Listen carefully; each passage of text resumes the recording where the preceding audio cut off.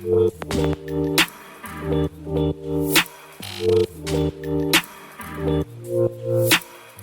to the Manage Self, Lead Others podcast.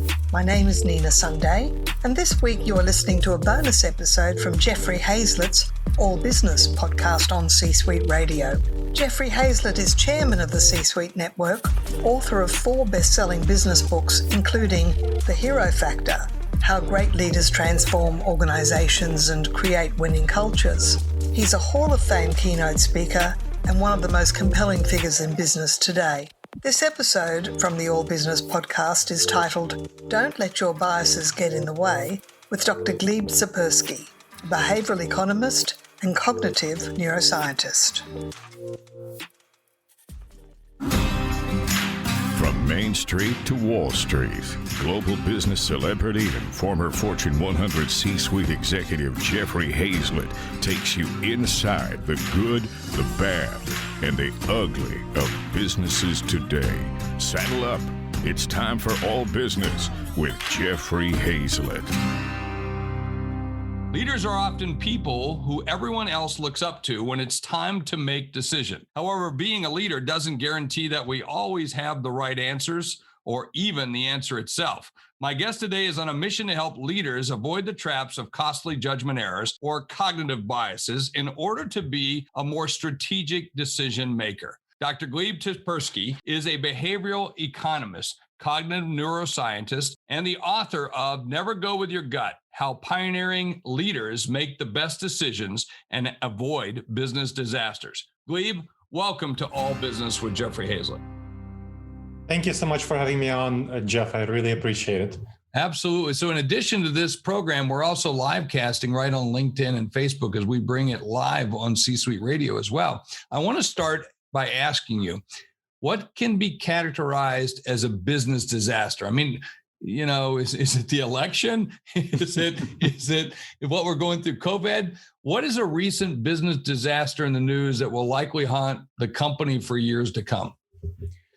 So there are lots of disasters that are going on, and anything that is a disaster. So let's talk about what it is in principle. In principle, it's something that negatively impacts your bottom line in any substantial way. Of course, it can be something external like COVID.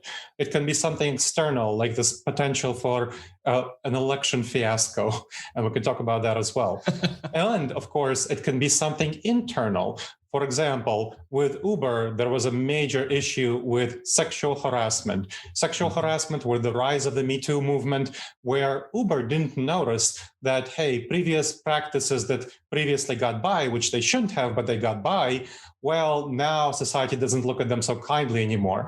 And when a number of women inside Uber talked about their sexual harassment publicly, well, that's what actually led to the CEO and founder of Uber resigning. So that was an example of something that happened internally. Another thing that happens is a combination of internal and external disasters. Something that's very much in the news is the antitrust lawsuit against Google. So the antitrust lawsuit against Google that was just launched today by the federal government and a number of states. That's a big deal. And that came about partially as a result of Google's internal actions, where Google chose to have a number of practices that some say might be anti-competitive, or at least it was perceived that way. So the crucial thing there is perceptions. Google didn't understand how its actions would be perceived by the federal government, especially in this environment. And that was a big, big, crucial blunder by Google, because it very much could have avoided this disaster. Well, some companies have done this in the past. I mean, let's look at Microsoft, I would consider them predatory. I would consider Google to be predatory. I've described Adobe Acrobat in the same way, and not in a like, do they mean to do it, but there are strategies, the ways they do it make it so. So the title of your book is Never Go With Your Gut. Why shouldn't we go with our gut? Doesn't that go against the grain of everything we've learned as leaders? It very much goes against the grain, the title of my book, and it's something that makes a lot of people uncomfortable. A lot of people uncomfortable to even think about not going with their gut. Because gurus tell us all the time, go with your gut, follow your heart, trust your intuition. That's what they tell us. That's the message that we hear. Unfortunately, this message is so flawed. That's what we're discovering on evidence-based business research. You might have heard about evidence-based medicine, which really started around 2000 and so, where a lot of previous medical practices that people thought were right on were shown to be not right. So whether it stands for heart issues, and even stuff like, let's say, basic practices, doctors washing their hands before going to patients. Research showed that about 1/3 of the time when doctors were going to patients, they weren't washing their hands. It was horrible. And that's one of the reasons, major reasons, that a lot of deaths happen in hospitals. Well, now we're looking at very recently evidence-based business research, which shows that going with our gut can be fatally flawed for businesses. It feels very comfortable intuitively because that's how it feels. That's how your gut feels. But it often leads to disastrous decisions. That's why about half of all startups fail within the first 5 years, and about 3/4 fail within the first 15 years in a normal environment. But in the COVID environment, of course, many more fail because people aren't deciding with their gut, not with their heads. But our guts are evolved not for the modern world, they're evolved for the ancient savannah. And that is what our guts are evolved for. The modern world with the internet and so on has really been around since 1990. You think we've had time to evolve for it? Of course not. Your feelings, your intuitions are unfortunately going to lead you astray. And the crucial thing to remember is that we have a set of dangerous judgment errors called cognitive biases that result from our evolutionary background and how our brains are wired. And so these lead us to make very bad decisions. That's what we need to be afraid of, these dangerous judgment errors that executives, leaders of all sorts need to worry about and avoid if they don't want to screw up their companies, even though it feels very uncomfortable to do so. But, Gleb, sometimes we don't have the data. I don't have that information available. Are you telling me to ignore my experience of the things I've had in the past in order to just make a decision another way? There's critical things to realize about our experience. Our experience is only informed, only good in areas where we had extensive practice and got pretty immediate feedback about the success of our practice. So for example, if you're looking at a profit and loss statement, right? If you're a leader, you've looked at hundreds of them. You can quickly at a glance judge what's going on within a business unit by a profit and loss statement. Or if you're looking for, let's say you're looking for your email, you can very quickly at a glance decide what's spam or not, right? That's very quick. But if you're hiring a key executive, if you're deciding on a merger, an acquisition, you're deciding on a major product launch, that happens very rarely within a business. And that is something that you should not trust yourself on. So major decisions, major things, which you don't have much experience doing because you feel like you have experience, you feel good about yourself because you have experience in certain small areas, frequent decisions.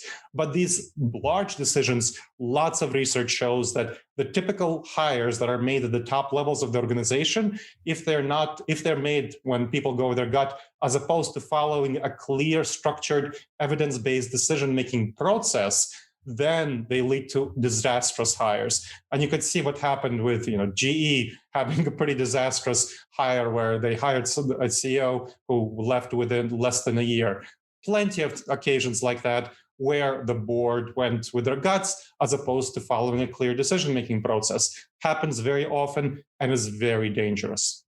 Yeah, and the same thing would go with your investments. I know I've made lots of investments based on my gut, and I ended up trying to corner the market on pheasants when I found out there wasn't one. But that's a different story, different book. So, hey, COVID has served as an accelerator for businesses everywhere. I mean, days have become weeks, weeks have become months, months have become years. So what are some decision-making strategies we can implement to overcome harmful gut reactions? So first thing to understand is that you're going to overcome your gut. Overcoming these dangerous judgment errors means not going with your gut and learning as for important decisions. Once you don't want to screw up, that you need to go against your intuitions because they evolved to help early humans survive, but are not wired for the modern world. So for example, you have already learned in certain areas not to go with your gut. Let's say eating donuts, when somebody leaves some delicious donuts in the break room, box of dozen donuts, you go there, you take half a donut, that's all, but then you want to take the other half, and then you want to take maybe another one, and before you know it, half the box is gone. Not that I ever did it myself. Now, Gleb, you're starting to get personal here. All right. Oh, well, I'm sorry about that. Well, I hope you choose going for healthy fruits next time. Healthy, fresh fruits. That's a developed habit. Nobody is born liking salad. Let's be honest. Babies, when you see them sucking on things, candies, that's what they like. They like sugar. We are triggered by sugar. That's what we're evolved to be triggered by, because our ancestors, the ones who were triggered by sugar, when they got across some honey, apples, bananas, they needed to eat as much of it as possible in order to survive, thrive, and reproduce. In the modern world, that's a very bad instinct, but we still go with it. So what you need to do is learn about these dangerous judgment errors. That's the first step. So before talking about techniques to address them, you need to learn about them, be aware of them. The normalcy bias is one of the biggest dangerous judgment errors for businesses. And that happened a lot with the COVID pandemic. So I was on your show about 6 months ago talking about how the normalcy bias has to do with us assuming that the future will be much like the past and that things will go along smoothly. That is a very bad assumption in the modern world. In the past, in the savanna environment, was a good assumption. The major change would be change of the seasons. In the modern world, that's a very bad assumption.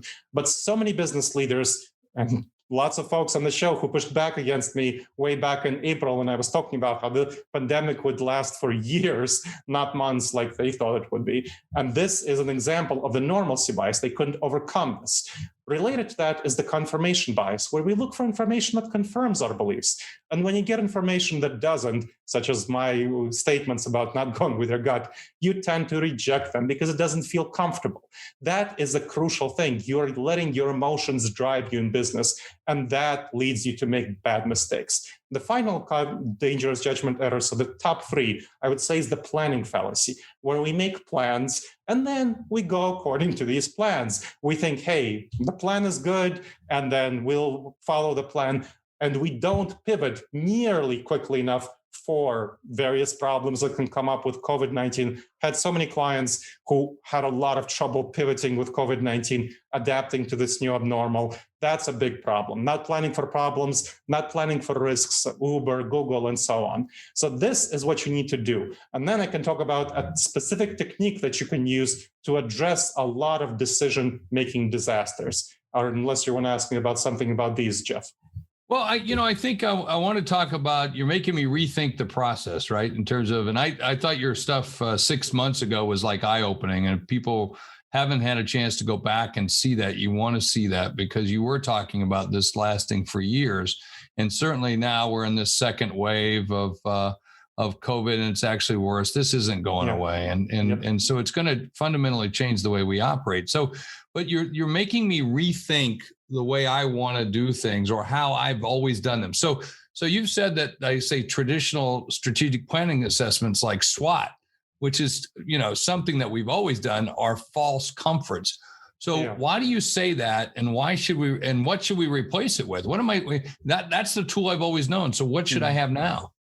The problem with SWOT, it's a very dangerous tool because people think that, hey, I went through SWOT, I'm safe. I looked at my strengths, weaknesses, opportunities, and threats. Unfortunately, if you didn't account for cognitive biases, you are just having yourself some false comfort there. How many people used SWOT and didn't account for something like a pandemic, these low probability, high impact threats?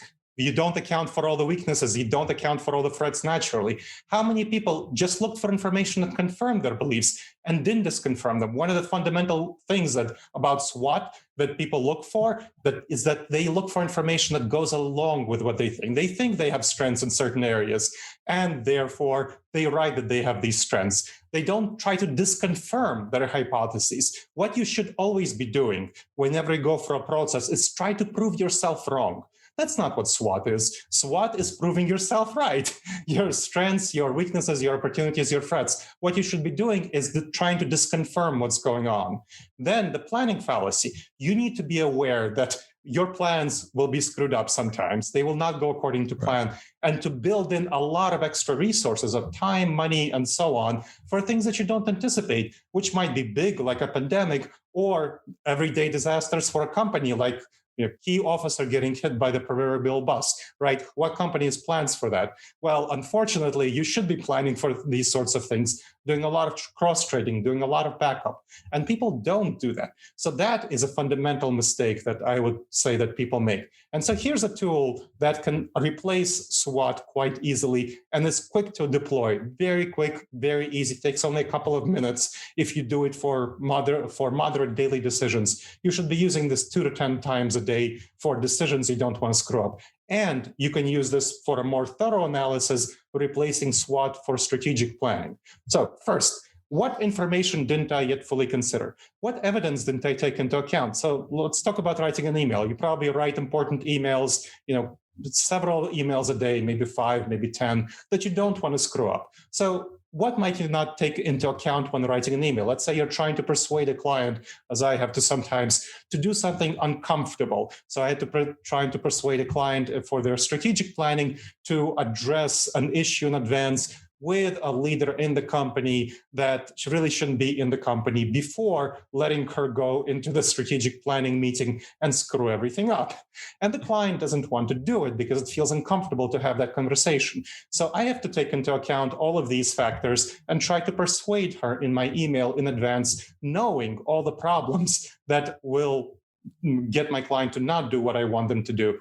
Now, if I don't take this information into account, just write an email saying, hey, you should do this, well, my client is much less likely to do what I would like them to do and what she really should be doing. Then next, what dangerous judgment errors didn't you fully address? So what haven't you considered? Let's say the planning fallacy. So the planning fallacy, I haven't taken into account all the ways that maybe this business leader for my client, who's the CEO of the company, is serving the company inside, internally, what the internal politics are. So planning fallacy or other things. So you need to think about these things, take them into account as you're making your decision, writing an email, deciding on a key hire, thinking about the product launch that you want to make, whatever. Then what would a trusted and objective advisor suggest I do? So think about what Jeff would suggest you do. Or if you're part of the C-suite network, think about what the peer group that you're part of would suggest you do. So get yourself some trusted and objective advisors, consultants, coaches, peers, whatever, who can give you advice on what's going on. How have I addressed all the ways that this could fail? This is the fourth question you want to ask. Fourth question you want to ask to avoid disasters. For example, for that email, something that I might not have thought about is the clients might be in a situation where, there's an outbreak in the local area because of the second wave of COVID that Jeff mentioned, and her kids are now home from school. Previously they were in school, now they're home from school. She's distracted, she's pissed. So I need to draft the email and then read it as someone who's distracted and pissed, and then make sure that none of my parts of my email can be interpreted in a hostile, guilting manner, or make sure that it's something that I can draw attention to the most important parts of the email. And finally, what new information would cause me to revisit this decision? What would cause you to change your mind? You want to decide this in advance rather than in the moment, because after we make a decision, it's much harder to change our minds. So for the email, I have a specific point of revision. In 3 days, I will give my client a call if I haven't heard back from her. So that's a specific revision point that I can say, I don't need to worry about things. In 3 days, I know I'll have that revision point and give my client a call. Otherwise, I'd be worried about, why is my client not responding? Why is she not replying?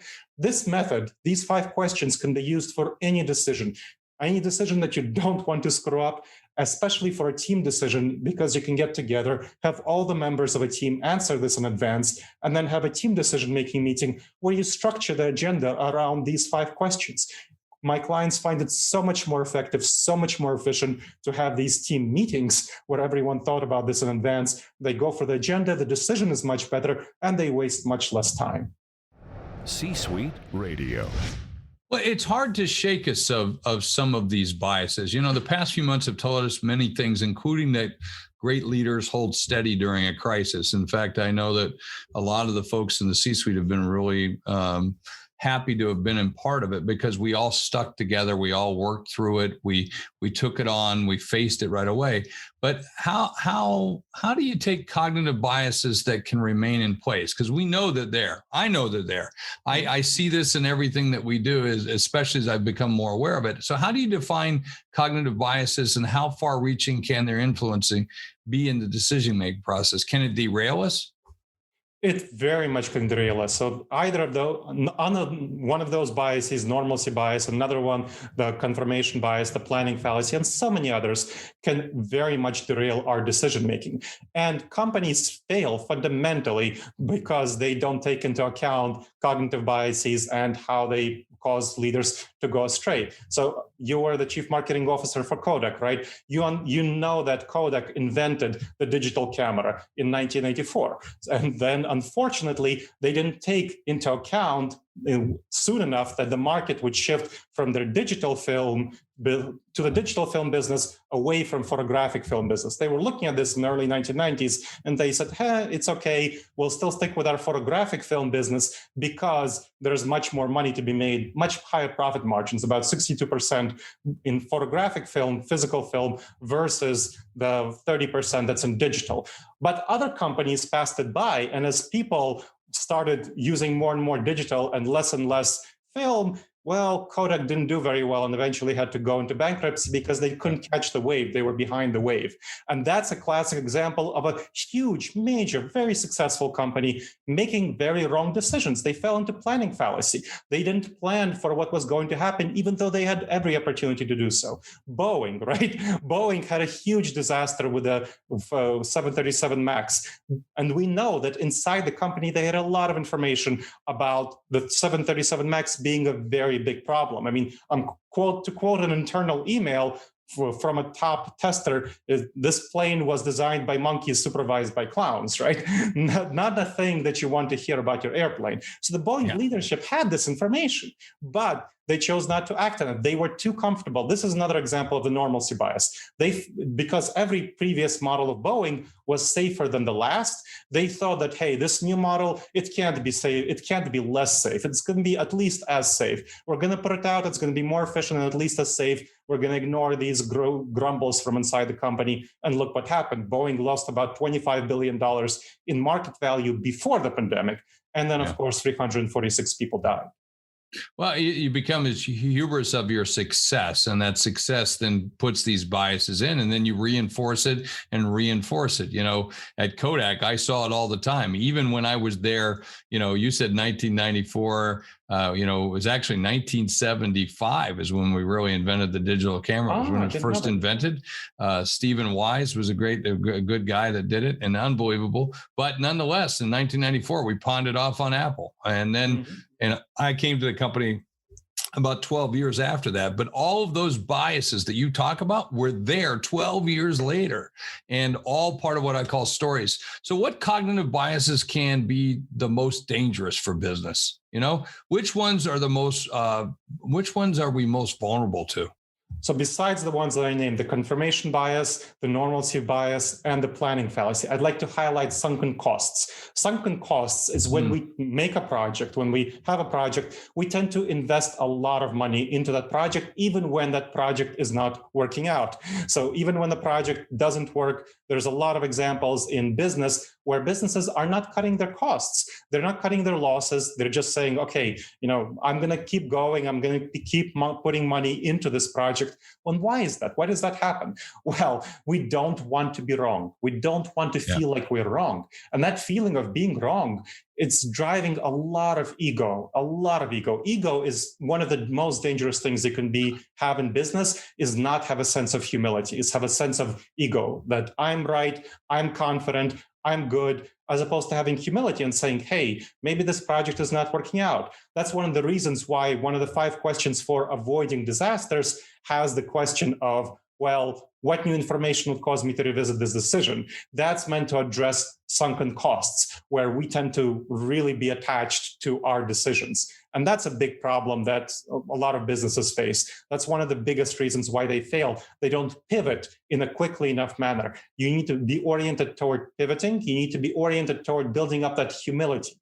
And that humility will also help you overcome another very dangerous cognitive bias called the overconfidence bias. So again, the overconfidence bias. We all tend to be too confident about our decisions. It's just a tendency. They feel right, they feel good, and we don't differentiate between those little decisions that we make every day that we are right on, the profit and loss statements, looking at our emails, having conversations with colleagues, being able to sense where they're going and being able to convince them effectively. Those are things we have a lot of practice in.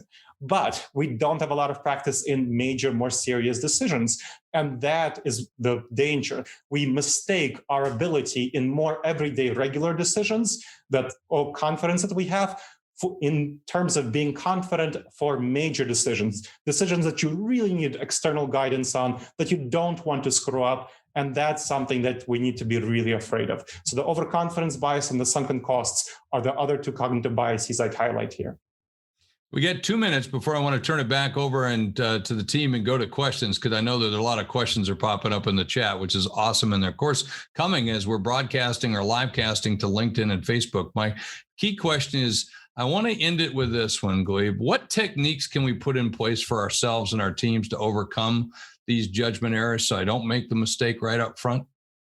Excellent question. So the 5 questions to avoid decision disasters that we went through is one such technique. That's a technique where you want to make sure to get the right decision. So after you get the right decision, after you go through that and you're, okay, you feel like you're at the right decision, what you want to do is make sure that you implement the decision successfully. So for a successful implementation process, you want to go through what's called failure proofing. So failure proofing is where you first look at the decision and you imagine that it completely failed.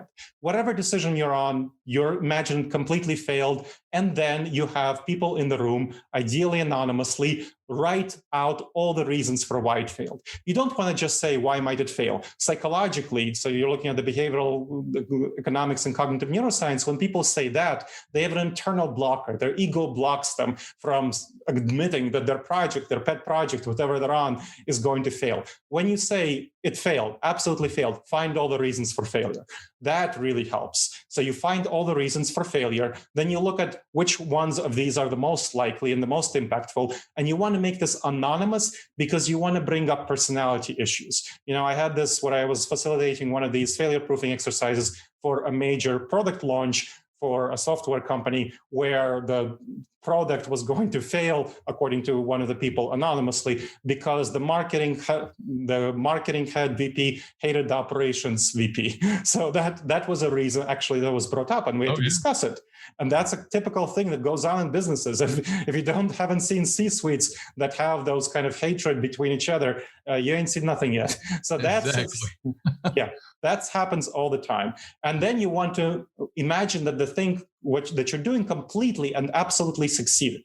And then think about all the reasons for success and make sure that you try to integrate them into the project plan. That way, you minimize failure by addressing all the reasons for failure, and you maximize success by integrating all the reasons for success into the implementation plan. Well, great stuff. Unbelievable. And yeah, you can imagine that politics always does play a part in the C-suite, or some C-suites, at least those companies that aren't operating like with hero values. We see that. I know I've had a major television show that we had on a major network, all paid for, all done, all filmed. Everything was wrapped up in the can, ready to go. And a new executive came in and got rid of everything the old executive did just because he or she could. I won't even say what network or whatever, but that happens. Listen, I always tell everybody, and I'm so pleased with this program, Gleb, and what you've done. I tell people when you come to the C-Suite Network, you get a little education, you get a little motivation, some inspiration, even a chance at monetization. In this case, I got a lot of education. Now I'm motivated to go out and do something with this information. And of course, I'll get my monetization as a result of it. I want to turn it back over to Tricia and to Greg because we've got a lot of member questions and want to have a good discussion. And this is what it's all about. We set it up with the interview, which we do right here on All Business with Jeffrey Hayzlett on C-Suite Radio. And then we turn it into a digital discussion, which is a hallmark that we have right here in the C-Suite, opening up transparency and having some great, good discussion and learning. C-Suite Radio.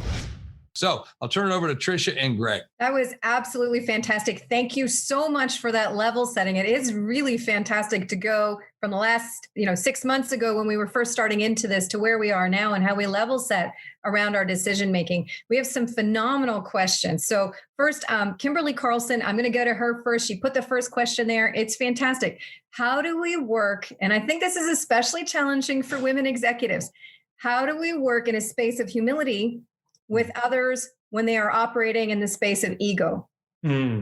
Yes, that is definitely a very important question. And you want to realize that sometimes others will operate in the space of ego, and that doesn't impact you. What you want to do is be calm about the situation and operate in that space of humility. Now, where it helps is showing that your evaluations are going to be more correct than their evaluations because you're using humility. And what I found a very useful technique is to have bets, essentially place bets. Say, what is the executive who you're working with, what do they bet will happen as a result of a certain decision? What do they estimate? You don't need to make bets. Bets is useful, but what do they think will happen? What's the financial impact? Because it's all about the bottom line, right? So what's the financial impact of a certain decision? Then you make that estimate, and then you come up with your own, and you show over time that your estimates, because you want to get them, make sure to have them down on paper, make sure to revisit them, that, hey, we'll revisit this in 6 months, we'll see whose estimate was more accurate. So over time, it will be clear that you operating in the space of humility are definitely more likely to be correct than somebody operating in the space of ego. But to do that, you need to get that down on paper and have a commitment to revisit the decision in 6 months. I have to tell you that in all the companies that I've worked as a consultant, when they brought me in, none of them have been doing that. They have never had a process where they made a commitment to evaluating what is going to be the result of a decision and then coming back and saying, hey, was our evaluation correct or not? So this is a very helpful practice to have. So I have my own question. So we're in a time where people talk about expert-based decision-making. People have experts on the left, people have experts on the right, and they make their decision based on the experts that they believe in. So my question to you is, if you're relying on experts and you have 100 experts in a room, 99 of those experts say yes, and the one expert who says no is Albert Einstein, which side do you go with? The 99 who say yes, or Albert Einstein or someone like him who says no? I would say in that case, you would want to first understand the motivations of Albert Einstein. Now, if Albert Einstein happens to be in Nazi Germany, and if he has a gun at his head to say no, in an alternative timeline, he might not have escaped Nazi Germany in a timely enough manner, and he might have been working for Hitler to build the atom bomb instead of for the US. So this is an alternative timeline. Fortunately, it didn't happen. But you want to understand the motivations of Albert Einstein, and you want to understand the motivations of those 199 experts. If those 99 experts are paid by the tobacco industry to say that tobacco is completely fine, safe, doesn't cause cancer, then you want to not believe those experts. So you want to look at the motivations, you want to look at the finances. That's a critical component of the dynamic. In that case, once you get the finances out of the way, you want to trust the 99 people. When we look at the research on who is most often likely to be correct, 99 people who are not even experts, but even moderately expert versus the one true expert, the 99 people tend to overwhelmingly be correct. And this is the research from Wisdom of the Crowd. So a book you can get on that is called Wisdom of the Crowd. And I talk about that, of course, in more depth in Never Go With Your Gut, How Pioneering Leaders Make the Best Decisions to Avoid Business Disasters. But if you really want to dive in onto the 1 versus 99 and how you should trust the 99 more, Wisdom of the Crowd would be a good book. Thank you for that suggestion. Your book link is in the chat, Dr. Tsipursky. Dan Silverberg is one of our faculty leaders, a thought council leader in C-Suite Network. He recommended also Strauss and Glaser, The Grounded Theory, where people are looking for facts that back up their perspective. And I think that's something that's fascinating as we look at how we make that decision and what we're basing it on. Dan included a question that says, how will AI moving forward mitigate human bias? Will we over time get results that are delivering more so than those disasters and scenarios like the big ones that you were sharing with us? I very much hope so. So AI has a lot of benefits. We know that formulas tend to outperform human beings on decisions, all sorts of decisions, because formulas are essentially the agglomeration of experts. Those 99 experts that Greg was talking about, that's what a formula is. It looks at expert decision-making over time, sees what are the most likely decisions that are going to be right, and then directs it into the right direction. And so we know, and the government and a lot of companies have been using AI to make decisions more and more. That is helpful. There are some things to watch out for in using AI. One is, what kind of decisions is it being trained on? If it's being trained on the decisions of the 99 experts paid by tobacco companies to say that tobacco doesn't cause cancer, that's a bad thing. So you want to make sure that there's no bias going into the training of the AI. So the training is what gives the algorithm the ability to make the right decisions. And that's been definitely an issue where algorithms have shown a number of biases that are based on the kind of training data that are given. That's one dynamic that you want to watch out for AI. The other thing is decisions on outliers. AI doesn't make good decisions on new information, on things that don't happen regularly. So on pandemics, that is not a good decision-making for AI because it's something new. It's a disruption. It doesn't have previous training to get ready for it. So those are the areas where human beings can outperform AI. New areas, ones that are different from previous areas that the AI decided on.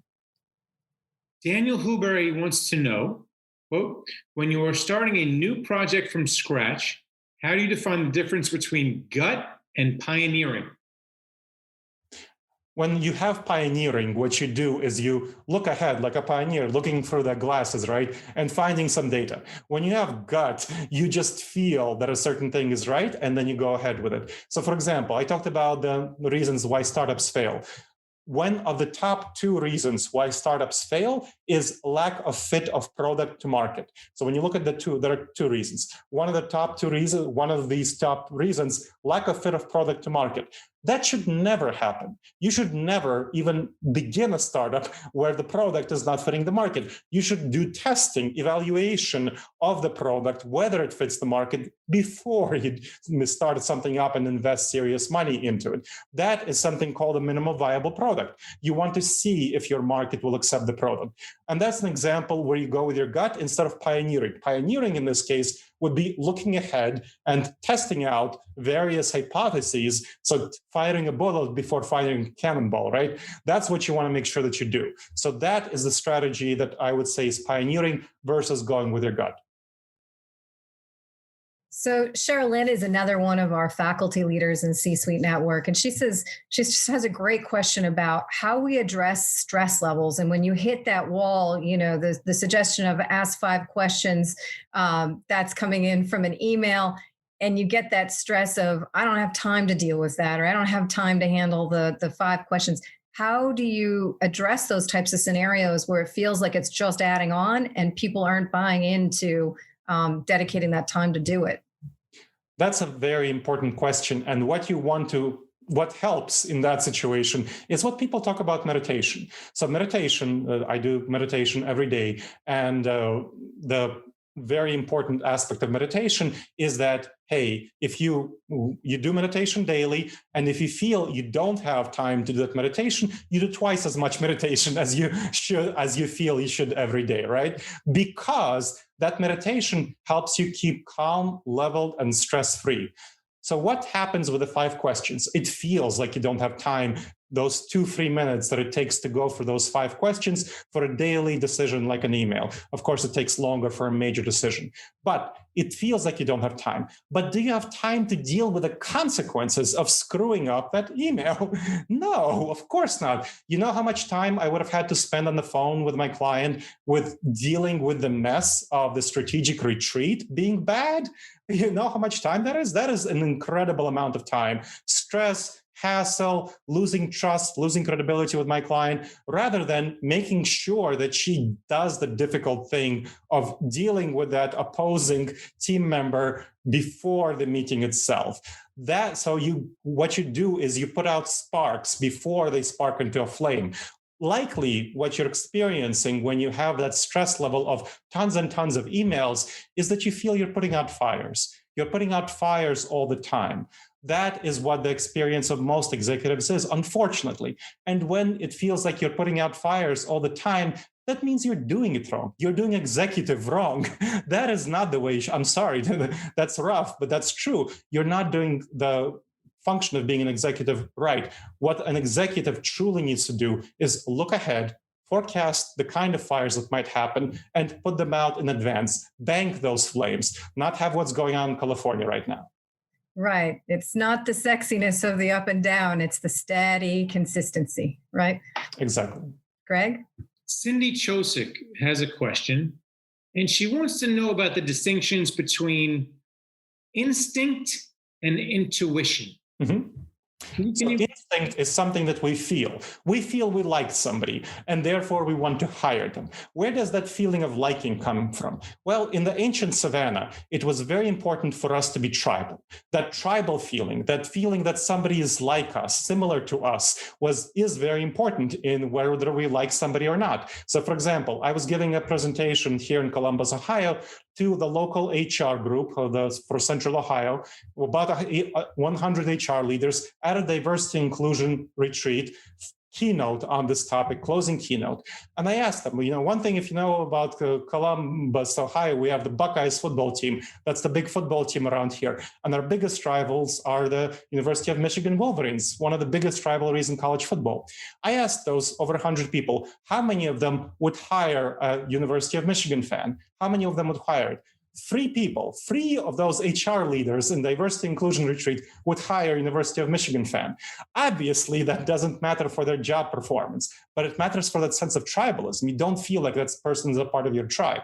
That's a gut reaction. So you don't want to go with that. Intuition is something different. So expert intuition specifically is something built up on top of having extensive experience in a certain distinct domain, and then being able to translate that experience into future decision making. I gave the example of reading profit and loss reports, or the ability to, for example, go through your email, or anything that you do on a daily level. So for people who write blogs frequently, you're likely going to be better and better at writing blogs, and over time, you're going to be better at predicting how people will respond. Or if you have a lot of meetings with people, with executives, if you're part of an executive team, you likely learn how people in that room will respond to certain suggestions, because you have a lot of feedback. You spent a lot of time with these people, maybe more than with your family, unfortunately, or fortunately, however you feel about your family. But that is something where you get expert intuition in this specific domain. So you can trust yourself in specific areas where you have extensive practice, extensive hundreds of hours of practice, if not thousands, and quick feedback on whether you're doing it right or wrong.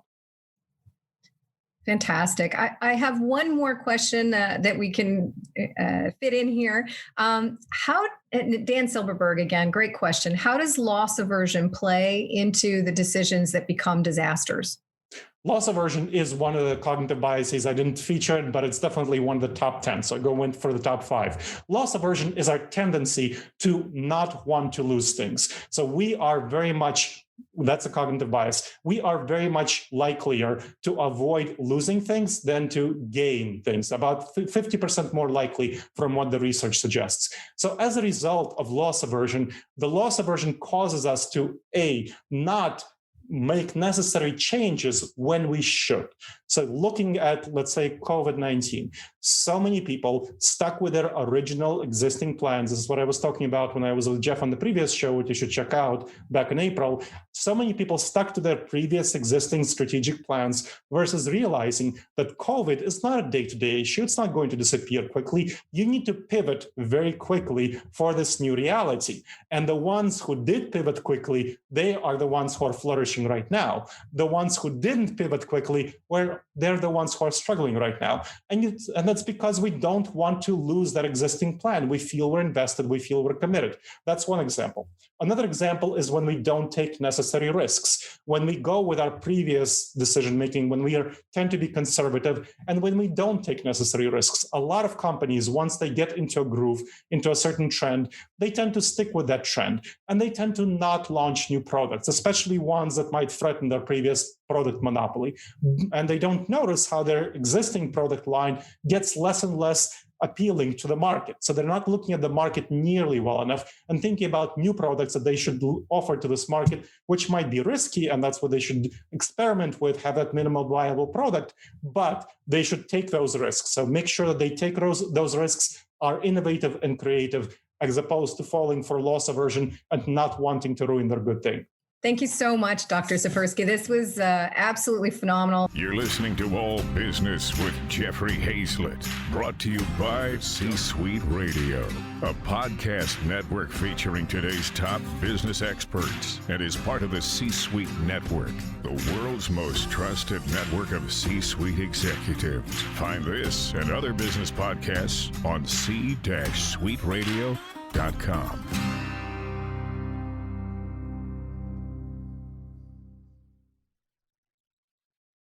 This podcast is a part of the C-Suite Radio Network. For more top business podcasts, visit c-suiteradio.com.